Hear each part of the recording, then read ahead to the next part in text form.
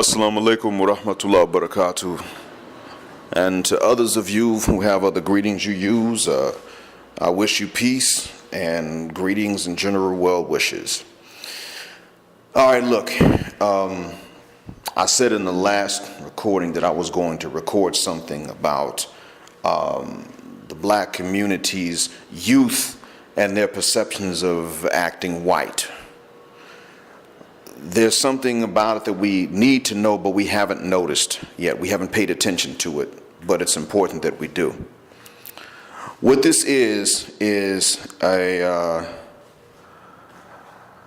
proclivity of this idea to survive generations without the parents passing this on to the children. You heard me right. All I wanted to tell us about this particular problem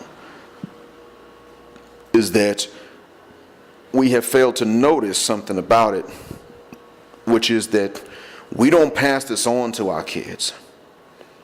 Our kids don't get this idea because we're going to the kids and saying to them, look, all that studying and reading, writing and learning is acting white, don't do it.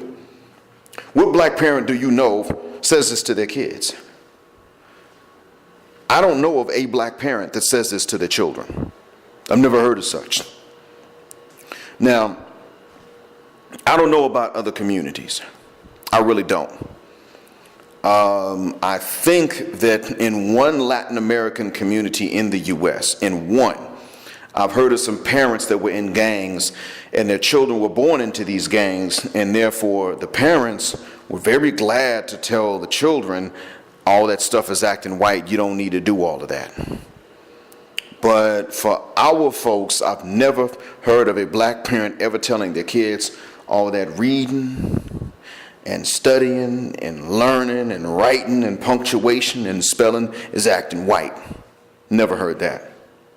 We've taught our children to code switch in our speech. Speak black English with black people. Speak white, formal, master's English with master's people. This is all we've ever done. This is all we've ever said to our kids. So we have to stop and think about how it is that our kids get this idea when we didn't teach it to them, how we got it when our parents didn't teach it to us, how our parents' generation had it at the same age without our grandparents teaching this to our parents' generation, going back and going forward. Who or what mechanism is ensuring the survival of this idea without us having to teach this to our kids? Some people would say, well, you know, the kids are just kids. They're just being kids. That's not the mechanism, as far as I know, by which this idea survives. I don't think that's the mechanism. But what I do think is that that is the mechanism that allows it to go undetected by us.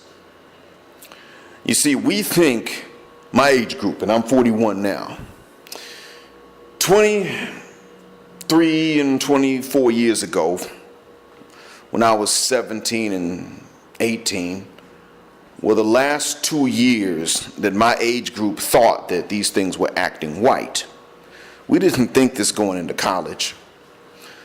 But in high school we thought it, and even in middle school we thought it, and some of us thought this even in elementary school. How did this idea get there? We can debate this, black people, all day long.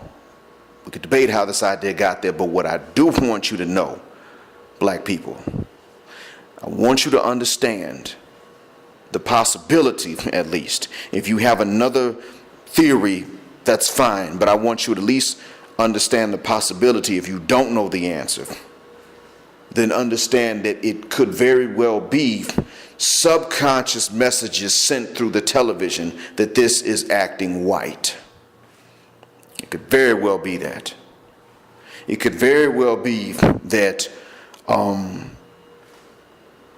that television has subliminal images and messages that are being beamed to us and our kids are watching it.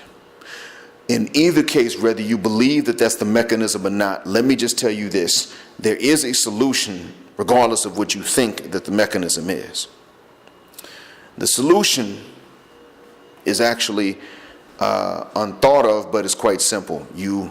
What we must do is, instead of just not passing this message on to our children, since that obviously didn't stop the message, we must actively inoculate our children at a young age against such a message so that they don't receive it subconsciously through whatever means is being transmitted. This is the only way we can finally get a generation of kids to come up that doesn't think of these things as acting white. And we need to make sure that we tell this especially to the boys, because a lot of young black girls don't care if it's acting white or not. They're not really being told that that is acting white. A lot of the young black girls are not being given the message that they will be condemned to a lifetime of social isolation and celibacy because they were smart. They're not being told this. The young boys are. Some of the girls might think it, but the young boys aren't being told. The young boys are being told somehow that they're going to be confined to social isolation from the rest of the community, and of course, by extension, celibacy, for being smart, learning and thinking. So what we have to do is we have to sit our kids down when they're young, when they're about to go into elementary school, when they're about to start learning to read, and we have to tell them, listen, if you ever hear somebody say, or they act like they think that reading and writing and learning are the same thing as acting white, avoid that person. You know that nigga's crazy, even if it's your cousin. And I mean your play cousin and your real cousin. We're going to have to sit our kids down and tell them this. We're going to especially have to tell these boys, this is not acting white and it's not acting like a girl. This is what men have to do. This is what boys have to do when they're boys, so that when they get older, they can act like men and pay the bills. We're going to have to tell our kids this actively. We can't just not tell them to think the same way we thought. We're going to have to tell them, we thought this way, we were wrong. We're telling you not to think this way, even if you see it on TV or you hear it from your friend. And if we tell the kids that there is such a way of thinking and that they're not supposed to think that way, then we have a chance of getting our children to stop or to break that particular cycle. Because we have to understand that most negative customs we have, some are, but not all negative customs we have are explicitly taught from generation to generation.